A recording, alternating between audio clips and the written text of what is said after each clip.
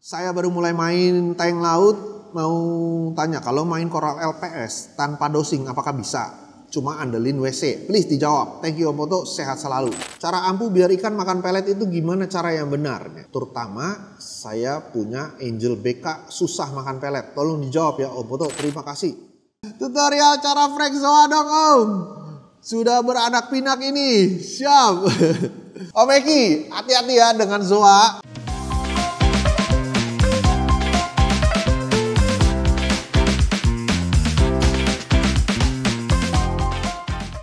Semuanya, sebelum kita lanjut, pastikan kalian klik tombol subscribe, like, dan share video ini ke teman-teman kalian jika informasinya berguna untuk kalian. Terima kasih. Little Anto Official. Om Poto, mohon izin, tanya dong, cara ampuh biar ikan makan pelet itu gimana cara yang benar? Terutama saya punya Angel BK susah makan pelet. Tolong dijawab ya Om Poto, terima kasih. Salam satu nyali wani. Wani. Satu nyali wani. Angel BK ya. Angel BK ini emang agak susah dia makan pelet. Tapi sebenarnya bisa-bisa aja. Kalau kita sih triknya.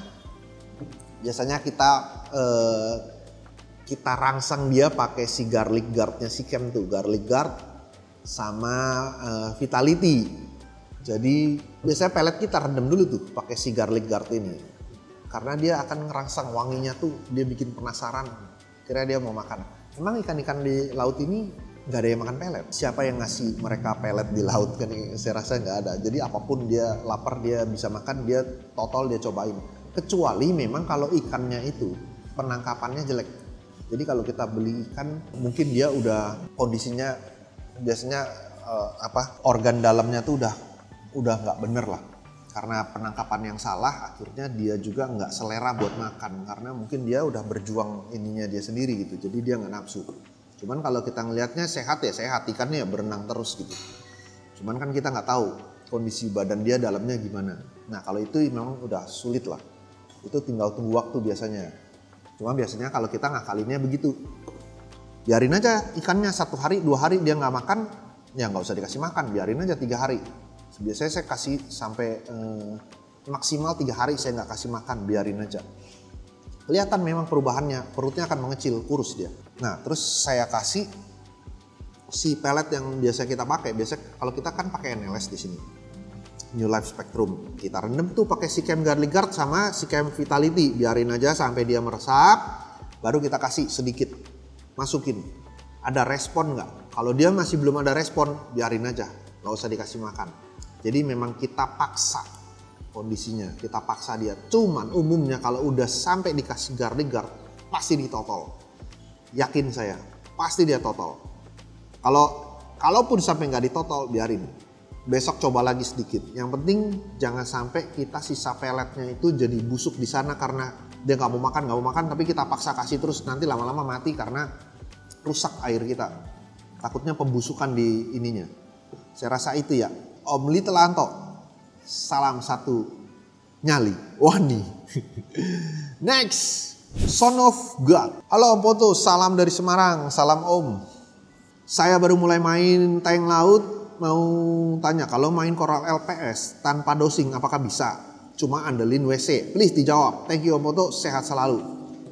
Bisa. Yang penting rajin ganti airnya. Apalagi kalau kita pakai artificial salt, ASW, garam sintetis, itu bisa banget. Karena di sana udah ada kandungan mineralnya, KH, CA, Mg, bahkan trace-nya pun udah ada. Beli aja garam Red Sea, aduk, ganti air. Seminggu sekali 10%, 10%, 10%, bisa banget. Tapi ingat ya, tetap dicek parameternya, takutnya jomplang, nggak sesuai dengan kebutuhan koralnya. Tapi LPS sih dia bandel lah, koralnya hardy kok. Thank you Om. Next, Romi Kertakusuma. Om Poto, cara ngilangin minyak di permukaan reef tank gimana? Dorong pakai wave maker, masukin ke overflow box, turun. Di bawah ada skimmer, biarin digiling sama skimmer. Permukaannya nih. Bening, nggak ada lendir minyak, jadi semua kedorong masuk ke overflow box. Nggak ada cara lain. Overflow box sama wave maker. Thank you Om. Next. Kopi dulu coy. Aus. Eki Zone. Nggak cuman gel bogel Om. Sering tanya. Saya juga. Gel bogel. Udah lama nggak ketemu gel bogel. Jadi kalau mau dikasih juga saya ikhlas. Tutorial cara frek zoa dong Om. Sudah beranak pinak ini. Siap. Om Eki, hati-hati ya dengan zoa. Kalau mau ngefrek pakai kacamata Om. Pakai kacamata, pakai sarung tangan. Karena salah satu cairan berpoison lah sebenarnya itu ada di zoa. Hati-hati ya, hati-hati sama zoa. Jadi pakai kacamata lah. Sebenarnya zoa itu kan dia begini ya. Kayak batangnya satu-satu gitu. Jadi biasanya dia kan udah nempel di batu. Zoa itu kan sejenis softies yang dia nggak punya karang kerasnya. Kita tinggal kopet pelan-pelan keluarin dia dari atau batunya deh. Kalau batunya kecil kita potong aja batunya. Udah kita tinggal kayak pakai cutter gitu loh. Kita tinggal belah aja dia punya batang-batangnya itu dibelah. Udah tempelin lagi ke frek yang baru pakai lem boleh. Nanti dia nempel. Sebenarnya gitu aja. Tapi yang paling penting pakaiin kacamata. Hati-hati dengan zoa. Mudah-mudahan Om Eki bisa nyobain frek zoanya. Yang paling gampang lah zoa itu. Gampang banget beranak. Thank you Om. Next, Satria Herlambang. Om Oto, permisi mau tanya. Untuk main FO bagusnya arus kencang atau medium saja ya. Terima kasih. Kalau saya untuk main FO saya senengnya kencang. Karena rata-rata saya maunya ikan-ikan yang jenisnya angel dan botana. Udah kencengin aja, dia suka kenceng. Cuma kalau Nemo nggak suka ya. Nemo itu kan kalau kita lihat di habitatnya sendiri dia nggak mau terlalu kuat. Jadi dia kan selalu mainnya nggak kemana-mana itu. Tapi beda kalau misalnya kayak ikan-ikan jenis angel. Angel tuh jenis ikan soliter. Dia tuh kemana-mana. Apalagi botana. Wah. Berenang gerombolan kemana-mana, totol sana, totol sini, berenang lagi. Sukanya ngelawan arus. Nah kalau jenisnya senengnya botanaan sama jenis-jenis angelfish, kalau saya sih kencengin aja FO-nya, akuariumnya, flow-nya kencengin aja. Mereka seneng ngelawan arus. Ya pakai yang wave maker yang ada controllernya, udah banyak banget. Ada Jebao, Red Sea, ada Mantis, ada Jackpot, ada Luminos, Max Pack. Banyak lah, itu semua ada controllernya, jadi kita bisa atur. Sekarang pelan, nanti kenceng. Ya pokoknya begitulah. Thank you Om Satria, Herlambang. Next, dari Naufal. Untuk penggunaan media filter, apakah aman jika hanya memakai kapas hitam? Kapas hitam, busa ya, busa yang hitam itu ya, oke. Apakah aman jika hanya memakai kapas hitam, kapas putih, dan karang jahe? Kalau misal masih kurang, apakah ada rekomendasi media filter yang harganya terjangkau untuk akuarium laut? Terima kasih sebelumnya Om. Kalau medianya sebenarnya boleh aja, karang jahe itu bagus, karang jahe bagus. Cuman gini, kalau karang jahe setahu saya, sepengalaman saya karang jahe itu kalau mau yang basah, jangan yang kering. Kalau yang kering itu dia lama lah. Terus ada proses, kalau dari karang jahe itu dia kayak ngebom balik dulu tuh, ngebom balik semua media, semua yang ada di dalamnya si karang jahe itu bakteri-bakteri pada nggak tahu lepas deh. Soalnya dulu saya pernah begitu tuh pakai karang jahe, waktu itu saya kering kalau nggak salah 3 bulan pertama deh itu saya nggak pernah bisa masukin ikan.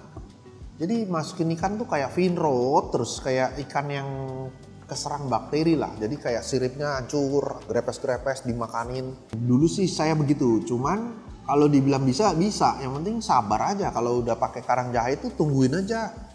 Tungguin lewat dari 3 bulan, 6 bulan, wah udah.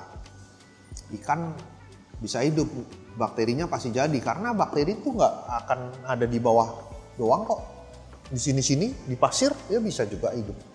Ini jadi media bakteri juga sebetulnya. Tetap bisa. Kalau misalnya emang kurang, tambahin aja sebanyak-banyaknya karang jahe. Cuman emang harus sabar lah. Nah bedanya kalau kita punya pakai pabrikan, kalau emang ada dana cukup untuk beli pabrikan, nah bedanya gini. Pabrikan itu kalau misalnya dia butiran-butirannya kecil, dia tuh bisa nampung lebih banyak lebih banyak, dia lebih poros lah, lebih banyak si bakterinya dibanding si karang jahe. Bedanya itu doang kok. Ya pasti dia lebih cepat jadinya daripada si karang jahe. Cuman kalau dibilang bisa kok, tetap bisa. Rekomendasi filter media yang harganya terjangkau, sebenarnya filter media apapun lah. Kita ada Vivaria Biocolumn, ada Vivaria, itu terjangkau semua kok. Nanti ini nih link-linknya nih, media bakteri banyak banget. Ya saya rasa itu ya Om Noval. Thank you Om. Next, Naila. Semangat pagi Bang Ponto yang ganteng. Waduh, selamat pagi Neng. Selamat pagi Neng yang cuantik. Ikan mandarin selain kopepot, apa ada makanan khusus yang dijual di Java Reef? Mudah-mudahan Java makin cakep dan kelak Bang Ponto bisa jadi menteri perakuariuman. Neng, baru tahu saya ada menteri perakuariuman Neng. Perikanan saya tahu. Oke, ikan mandarin. Ya ikan mandarin dia makannya kopepot. Kita ada nggak ya?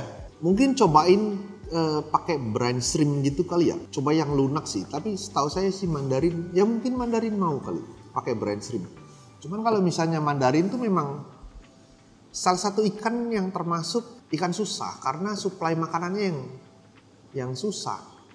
Karena dia maunya jenis kopepot aja dia makannya. Tapi biasanya kalau kita mau pelihara mandarin tuh memang tank-tank yang udah mature. Biasanya 3 bulan sampai 6 bulan udah jalan, udah stabil akuariumnya. Kita pelihara mandarin, dia udah tersedia makanan dengan sendirinya di ekosistem tersebut. Sebetulnya gitu.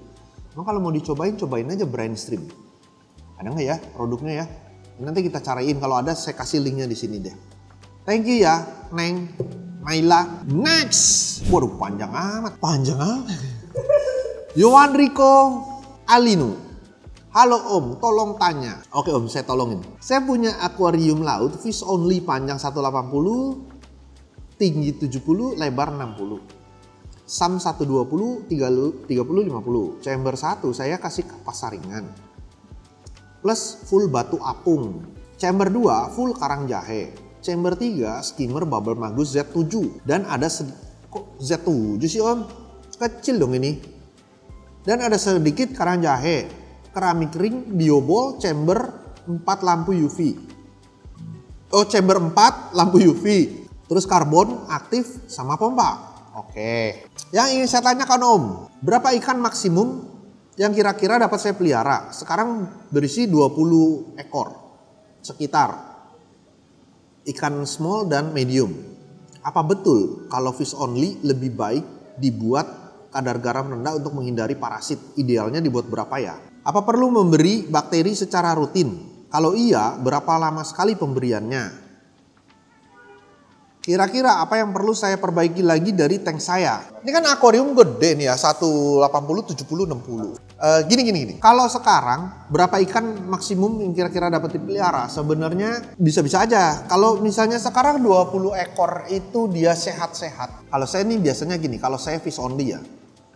Ini kan media bakterinya kayak udah banyak banget apa aja di sini. Dari chamber 1 udah ada kapas saringan, udah sama full batu apung. Batu apung kan pasti gunanya pengen buat media bakteri kan. Terus chamber 2-nya udah full karang jahe. Ketiga ada skimmer bubble magus sama ada karang jahe lagi sedikit. Terus ada keramik ring, ada biobol, ada apa lagi tuh? Udah.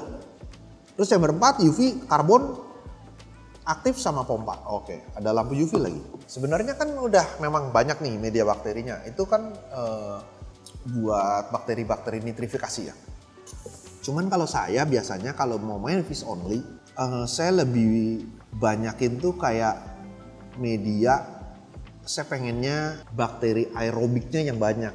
Cara biar dapat aerobiknya yang banyak kan arusnya harus deres ya. Arusnya saya kencengin, saya deresin, saya berharap aerobiknya banyak. Karena kalau aerobik itu yang bisa membantu air kita itu bebas dari amonia. Karena airnya itu, amonia kan bisa ada di mana-mana. Terutama hasil kotoran ikan. Jadi dia bisa dengan cepat ambil amonia dari segala sisi. Karena aerobik itu kan adanya di air. Terus sama skimmernya saya gedein. Ya harapannya biar bisa masuk ikan lebih banyak. Karena semakin banyak ikan makannya juga semakin banyak. Kalau makannya udah semakin banyak kotorannya pun akan lebih banyak juga. Jadi skimmernya saya gedein. Cuma kalau skimmernya Bubble Magus Z7, setahu saya seri Z ini kan kecil-kecil. Ya kalau misalnya emang mau sih boleh diganti ke skimmer yang lebih gede sama flow-nya dikencengin tuh. Biar perputarannya tuh makin gede, makin cepat, airnya tuh makin banyak, makin cepat juga yang turun ke filternya buat diolah di filter. Kalau misalnya 20 ekor dia baik-baik aja, ya udah aman-aman aja. Terus kalau misalnya buat kadar garam rendah untuk menghindari parasit, ini boleh juga. Cuman beberapa ikan memang ada yang nggak kuat. Kalau kita bisa pakai di 10-18 SG, itu boleh. Ada beberapa parasitnya ikan itu sebenarnya juga nggak bisa di 10-18. Tapi kan udah ada UV juga di sini. Ini udah bener sih. Udah ada lampu UV, udah ada skimmer, udah ada media bakteri sama pompa. Ini udah oke banget sebenarnya.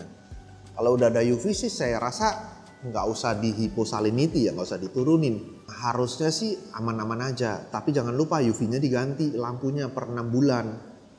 Coba deh cek lampu UV-nya, dia kuatnya berapa lama. Cuman setahu saya sih 6 bulan ganti aja, karena dia udah nggak ngeluarin ini lagi, udah nggak bisa dipakai buat ngebakar lagi sih lampunya, ngebakar parasitnya di dalam situ.